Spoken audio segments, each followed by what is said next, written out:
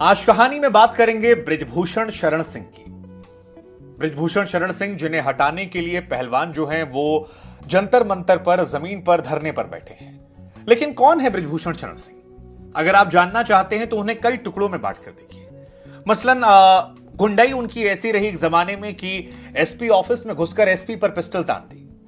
राजनीतिक रसूख इतना ज्यादा है कि सपा से लेकर भाजपा दोनों में वो सक्रिय रहे। 6 बार लोकसभा के सांसद बने। बीजेपी के मौजूदा उन अपवाद नेताओं में है जहां पिता पुत्र दोनों को टिकट मिला। पिता सांसद, बेटा जो उनका प्रतीक भूषण है वो विधायक। व्यापार शिक्षा के क्षेत्र में इतना बड़ा कि 50 से ज्यादा स्कूल कॉलेज जो है वो उनके पास है। नंदनी नगर में अगर आप जाएंगे तो किलोमीटर भर का स्कूल कॉलेज जो है वो उनका नजर आता है। बयानबाजी और हिम्मत इतनी कि पार्टी लाइन से अलग हटकर बयान दे देते हैं। ओवैसी को क्षत्रिय बता देते हैं तो बाबा रामदेव के घी को सार्वजनिक मंच से नकली कह देते हैं। किसी जमाने में इन पर दाऊद इब्राहिम से दोस्ती यारी के आरोप लगे। टाडा के तहत इन्हें तिहाड़ जेल में बंद रखा गया, लेकिन पत्नी को चुनाव जिताया। कभी अटल जी ने जेल में इनके लिए चिट्ठी लिखी थी। तो 11 साल से कुश्ती महासंघ के अध्यक्ष बने हुए हैं। मायावती से पंगा लेना हो या फिर गोंडा में जब इनकी जगह किसी और को टिकट मिला तो उसका वोटिंग के दिन एक्सीडेंट हो जाना, मौत के आरोप इन पर लग जाना, या फिर आरएसएस के नेता से विवाद करना और उसके बाद बीजेपी छोड़ के सपा में जाना। कौन है बृजभूषण शरण सिंह? उत्तर प्रदेश के गोंडा में कांग्रेस के नेता होते थे चंद्रभान शरण सिंह। उन्हीं के परिवार में 1957 में जन्म होता है बृजभूषण शरण सिंह का। कॉलेज के दिनों से ही वो काफी सक्रिय थे और राजनीति में आने की इच्छा जो है वो कॉलेज के दिनों में ही दिखती है। फैजाबाद में एक कॉलेज है, साकेत महाविद्यालय। उसी कॉलेज में ये महामंत्री बन गए थे और वहीं से इनकी पॉलिटिकल करियर की शुरुआत जो है वो हो जाती है।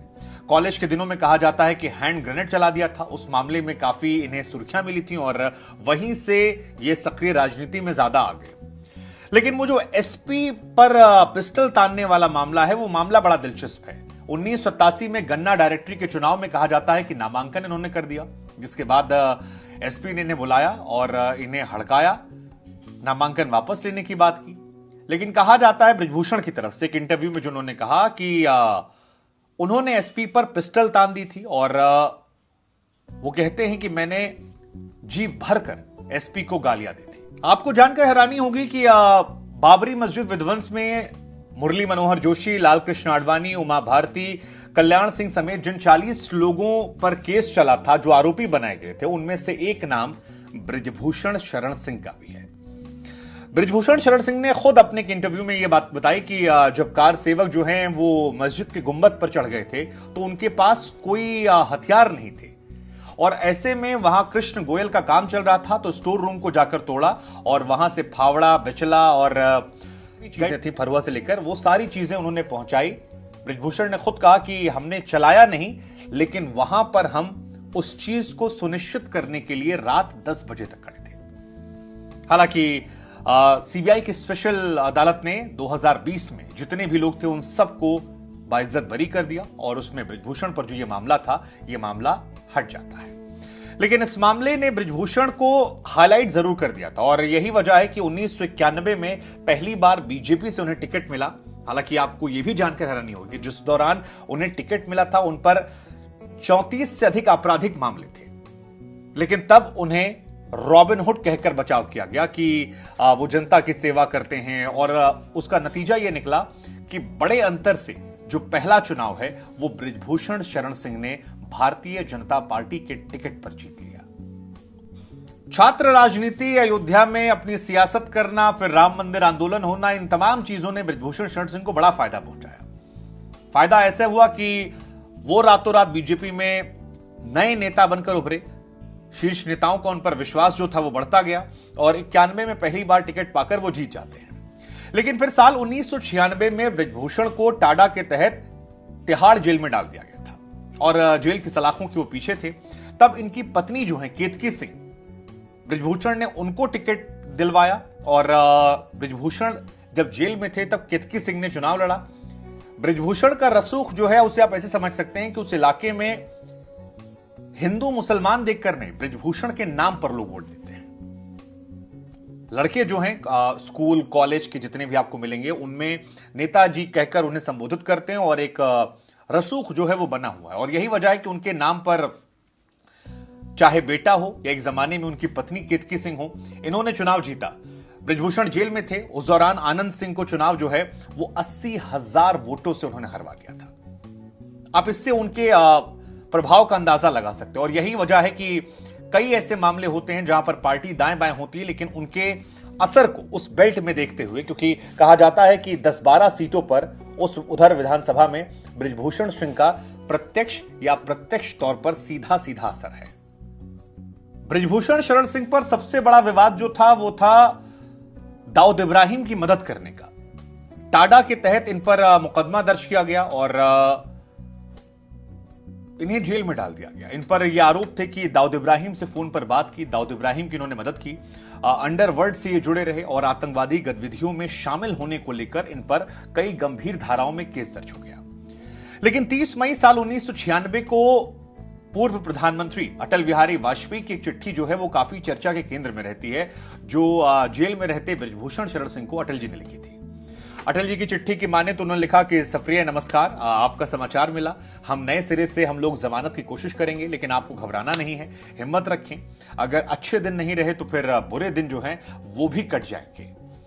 साथ ही अटल बिहारी वाजपेयी साहब ने लिखा कि आप याद कीजिए कि आजीवन कारावास की सजा भोग रहे सावरकर जी ने कैसे हिम्मत नहीं हारी थी, आपको भी हिम्मत नहीं हारी है, पढ़िए लिखिए, वहां पर संगीत सुनिए और लगे रहिए, मैं शीर्ष आऊंगा, हिम्मत नहीं हारिए और विरोधियों से डरना नहीं है। अटल बिहारी वाजपेयी ने यह चिट्ठी उन्हें 1996 में लिखी। अब आप समझ सकते हैं कि अटल बिहारी वाजपेयी जैसे बड़े कद का नेता जो है वो उन्हें जेल में चिट्ठी लिखता है उस दौरान जब उन पर आतंकवादी गतिविधियों में शामिल होने के आरोप लगे थे। हालांकि इस मामले से बाद में सीबीआई के स्पेशल कोर्ट जो है उसने बृजभूषण शरण सिंह को बरी कर दिया और यह मामला भी खत्म हो गया। हालांकि बृजभूषण हमेशा भारतीय जनता पार्टी में नहीं रहे, वो समाजवादी पार्टी में भी गए थे और उसके पीछे जाने की वजह जो है वो मायावती और संघ के एक बड़े नेता से पंगा लेना है। दरअसल गोंडा शहर जो है उसका नाम बदल दिया गया था। जयप्रकाश नगर जो है मायावती ने रख दिया था। एक कार्यक्रम के दौरान मायावती ने ऐलान कर दिया, उस बार मायावती ने कई सारे नाम बदले थे। बृजभूषण शरण सिंह को यह बात नागवार गुजरी और उन्होंने इस बात को लेकर एक आंदोलन खड़ा कर दिया। आंदोलन जबरदस्त था। उस आंदोलन की तस्वीरें लेकर वो अटल बिहारी वाजपेयी साहब के पास गए और अटल जी ने उनकी बात को मानकर जो गोंडा शहर का नाम बदला गया था उसे वापस रोक दिया। अब कहा जाता है कि संघ में एक बड़े कार्यकर्ता थे नानाजी, उनके कहने पर यह नाम बदला गया था और यह मायावती से पंगा लेना और बृजभूषण का यहां पंगा लेना ये इनके लिए एक बड़ी वजह बन गया कि संघ कब में विरोध शुरू हो गया। और 2004 में जो चुनाव हुआ था उसमें इनका टिकट कट गया, इनकी जगह घनश्याम शुक्ला को टिकट दिया गया। लेकिन आपको जानकर हैरानी होगी कि जिस दिन वोटिंग हो रही थी उसी दिन घनश्याम शुक्ला की एक्सीडेंट में मौत हो जाती है। आरोप सीधे सीधे बृजभूषण शरण सिंह पर लगते हैं। सीबीआई जांच भी होती है, हालांकि तब भी कुछ नहीं होता, लेकिन तब बृजभूषण चले जाते हैं समाजवादी पार्टी में। 2009 में कैसरगंज लोकसभा सीट जो है वो वापस सपा के टिकट पर चुनाव लड़ते हैं और 2014 में शायद वापस लौट जाते हैं। ये भी अब घनश्याम शुक्ला के बारे में कहा जाता है कि वो शायद अटल जी के रिश्तेदार भी थे और उनकी मौत ने अवध में ब्राह्मण और ठाकुर की लड़ाई को बहुत ज्यादा बढ़ा दिया था। 2004 का यह मामला, आप सोचिए कि जिस दिन वोट पड़ रहा था उसी दिन उनकी हत्या हो जाती है। सीधा सीधा आरोप जो था वो बृजभूषण शरण सिंह पर था, क्योंकि प्रत्यक्ष अप्रत्यक्ष तौर पर कहा जाता है कि दुश्मनी निभाने के लिए ऐसा किया गया। सीबीआई को मामला गया। सीबीआई इस मामले में किसी पुख्ता नतीजे पर तो नहीं पहुंची, लेकिन बृजभूषण शरण सिंह चले जाते हैं समाजवादी पार्टी में। 2009 का चुनाव जो है बृजभूषण समाजवादी पार्टी के टिकट पर चुनाव लड़ते हैं उसी कैसरगंज से और वो जीत भी जाते हैं। हालांकि 2014 में बृजभूषण शरण सिंह की एक बार फिर से वापसी बीजेपी में होती है। 2019 में भी वो चुनकर आते हैं। उनका बेटा जो है अब वहां से विधायक है। घनश्याम शुक्ला जो इस दौरान जिनकी हत्या हुई थी, उनकी पत्नी मौजूदा दौर में सपा में है। अब बीजेपी और सपा का भी ये बड़ा दिलचस्प है कि बीजेपी और सपा में नेता आते आते रहते हैं, चाहे राजा भैया हो 2009 के आसपास वो भी सपा में थे, बृजभूषण शरण सिंह हो, यहां से वहां, वहां से यहां, कल्याण सिंह तक खुद सपा में गए, बीजेपी से मुख्यमंत्री थे। और बड़ी दिलचस्प बात यह कि दोनों राजनीतिक पार्टियां जो हैं वो बिल्कुल विचारधारा में भिन्न भिन्न है, लेकिन नेताओं को स्वीकार करने में बिल्कुल कंजूसी नहीं करती। और यह भी दिलचस्प है कि राम मंदिर आंदोलन के दोनों बड़े नेता को, बृजभूषण, कल्याण सिंह को, दोनों को सपा ने शामिल कर लिया। और अब बात करते हैं ब्रिजभूषण ने जब एक व्यक्ति की हत्या की बात कबूली थी। 2022 विधानसभा चुनावों में ब्रिजभूषण शरण सिंह का लल्लन टॉप चैनल ने इंटरव्यू किया था और उस चैनल में ब्रिजभूषण शरण सिंह ने कहा कोई कुछ भी कहे लेकिन एक आदमी की हत्या हमने की है। उन्होंने कहा कि रविंद्र को जिस आदमी ने मारा था उसकी पीठ पर राइफल से मैंने गोली मारी थी। ब्रिजभूषण सिंह ने ऑन कैमरा यह बात की, हालांकि इस मामले को लेकर भी उन्हें सजा नहीं हुई है। आपको बता दें 1993 का मामला है। रविंद्र सिंह, अवधेश सिंह, ब्रिजभूषण शरण सिंह ये तीनों मित्र हुआ करते थे। कहा जाता है खनन के ठेके जो हैं उस दौरान ये लोग लिया करते थे और किसी एक मामले को लेकर कहीं गए थे, वहीं विवाद हो गया और किसी ने रविंद्र को गोली मार दी थी, जिसका बदला ब्रिजभूषण शरण सिंह ने लिया। और उनके शब्दों में माने तो रविंद्र का बदला लेने के लिए उन्होंने एक व्यक्ति को पीठ पे गोली मार दी थी। इस मामले में भी उन पर कोई आरोप जो है साबित नहीं हुआ। यह मामला सोशल मीडिया पर बहुत सुर्खियों में आया था जब उन्होंने ये इंटरव्यू दिया था। हालांकि वो सुर्खियों में तब भी आए थे जब एक पहलवान को मंच पर उन्होंने खींच के थप्पड़ मार दिया था। कहा जाता है कि अंडर 15 नेशनल कुश्ती चैंपियन कि वो जो अध्यक्ष रहे उस दौरान ट्रायल शायद हो रहा था और एक पहलवान आया मंच पर। कहा जाता है कि वो ओवर एज था लेकिन जिद कर रहा था और ब्रिजभूषण उठे और उसके बाद खींच के थप्पड़ उस पहलवान को रसीद दिया।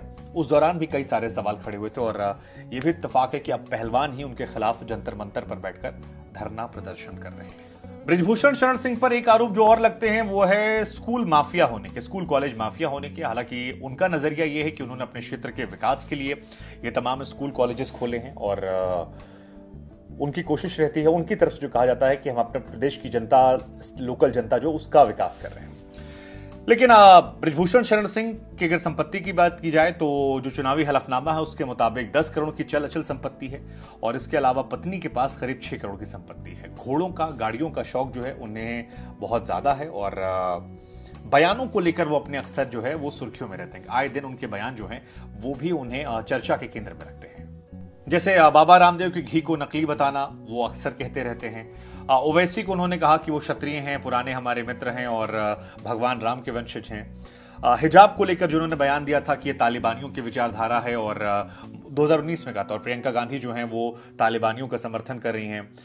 मायावती को कहा था कि ये प्रदेश की गुंडी हैं, चुनाव में जेल भेजने की धमकी उन्होंने मुझे दी थी लेकिन अब वो जेल जाएंगी। तो बहुतेरे उनके जो मामले हैं वो निकलकर सामने आते हैं लेकिन अब पहलवानों ने मोर्चा खोल रखा है। कहा जाता है कि जिस जाति से वो आते हैं उस जाति के बड़े नेताओं का उनको समर्थन प्राप्त है और इसी वजह से इतने सारे पहलवानों के मंच पर आने के बावजूद कुछ नहीं हुआ। लेकिन अब पहलवान दोबारा हैं और इस बार भी सियासत तेज है। क्या होगा पता नहीं, लेकिन कहानी ब्रिजभूषण